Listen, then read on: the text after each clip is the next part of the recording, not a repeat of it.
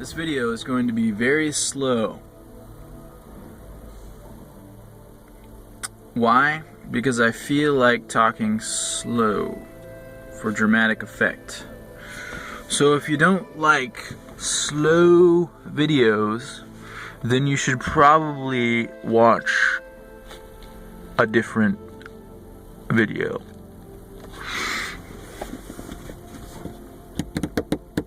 But you guys that are my van dweller friends and people that watch these videos, you guys are awesome. Not to point in a disrespectful way, but you guys are freaking awesome.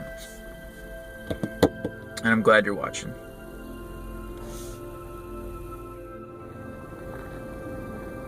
I'm gonna ramble a little bit here. And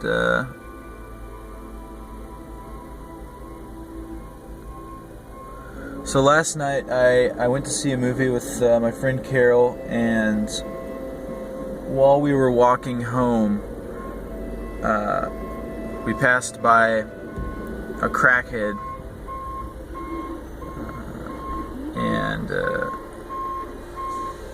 just right by him, you know, it was the crackhead, me, Carol, and passed by him pretty close, but he was like walking, he sort of walked towards us, and as we passed him, he looked at me, and I didn't look back, I just kept walking, and he spit right in my face, just a huge wad of just saliva, and it just dripped down my face and down my neck, and I just continued to walk, and I didn't do anything, and I tried to contain myself from just exploding, and I did explode a little bit, and I got really angry and I started punching things, and it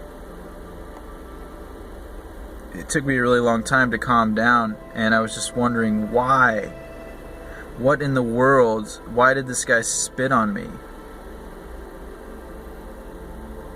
I mean, I would have rather him punch me almost. But to spit on someone, you know, that's just low. That's just really low for no reason whatsoever. And this was downtown San Francisco. Not downtown San Francisco. This was Mission Street. Just got done watching a movie at the Alamo Drafthouse. And that happened, and it took me a really long time to calm down. But I've decided that I'm done with San Francisco. It's sort of the icing on the cake, and I am done. I am out of here, and I'm on to something else. I don't know what exactly. I'm a little confused about what I want to do, where I want to go. I'm still in school. I'm still working. I know I want to go to LA eventually, but I don't know if I can afford it right now, but maybe it's worth a shot. I'm thinking possibly Reno. I'm going to take a little trip there in 2 weeks and check it out. But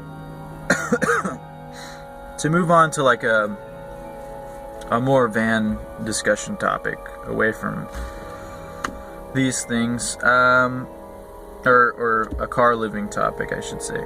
I want to talk about the worst parts about living in a car. I've never really made a video about that.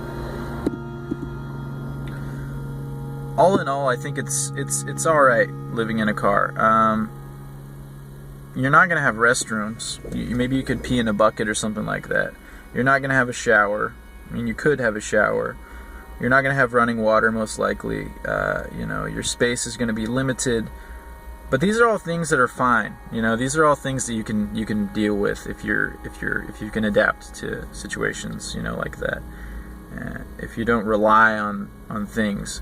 And I think a lot of times you might think that you do rely on these things, and it's not until they're taken away that you realize that maybe you don't need them, you know, maybe you don't need all these things. And sometimes it feels even more freeing, you know, when you have less things. So none of those things are really that bad. When I think of the worst part about living in a car, it's describing that to other people, and them, and just the way that they deal with it, and then handling the way that they deal with it. you know, and it all depends on who you're talking to. You can talk to people who are open-minded and they're completely fine with it, or you can talk to people who, you know, automatically judge you or think that, oh, this person lives in a van, so they're going to be this way, or they live in a car, so they're going to be, you know, they are homeless people, you know, or they are scum, you know, they are less than, you know, even if it's by choice, you know, these people are less than, or they're at a different point in their life, you know. And what made me want to make this video and talk about this, because I've talked about it a little bit before, but recently I met somebody, and we got to talking, and we exchanged numbers, and she was really nice, and we were just talking about life in San Francisco and video games and Pokemon and just all these nerdy things and films and stuff that we were into. And, you know, it was just a friendly conversation, nothing more. And so I was pretty excited, you know, that I had potentially found a new friend, you know. But I hadn't told her about the fact that I live in my vehicle yet. So we were talking, and we were texting, and we were talking about our living situation. She was talking about it, and then I was talking about it, and I told her that I live in a non-traditional way, and she's like, "Oh, please do tell. I'm interested." Also, I got to mention, this lady said that she was a hippie. She claimed to be a hippie, which is weird. Like, if people claim to be hippies, I'm a little hesitant to believe them. I feel like people don't claim to be. They're not like, oh, I'm hippie-ish. They just are that, you know. Like, I feel like people don't claim to be things. Like, if they really are those things, they just are those things, you know. And if people say that there's something, then they're probably maybe not that thing. But she said, she's like, oh, I'm into, you know, I like The Graduate, and I like, you know, Jefferson Airplane, and I like all this other stuff. And she's like, oh yeah, I'm totally a hippie. So I was like, oh cool, she's going to be open-minded and stuff, you know. And I texted her.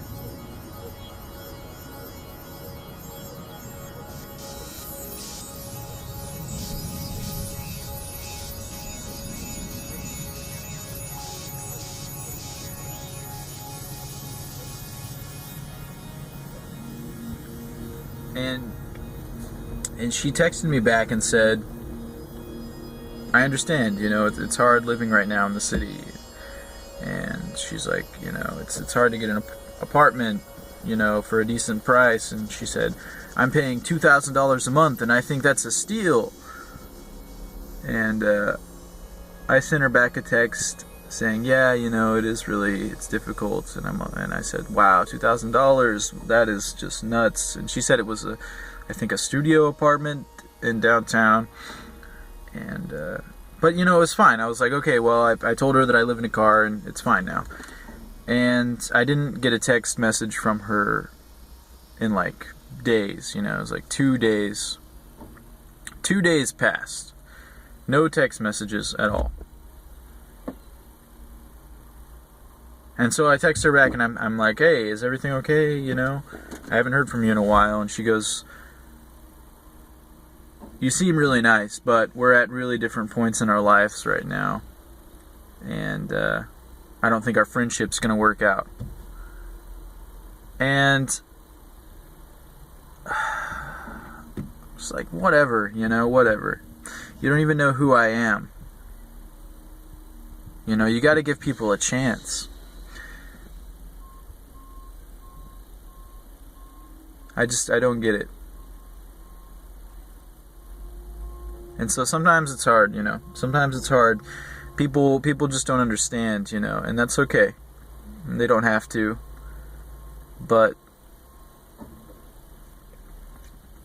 don't say you're a hippie, you know.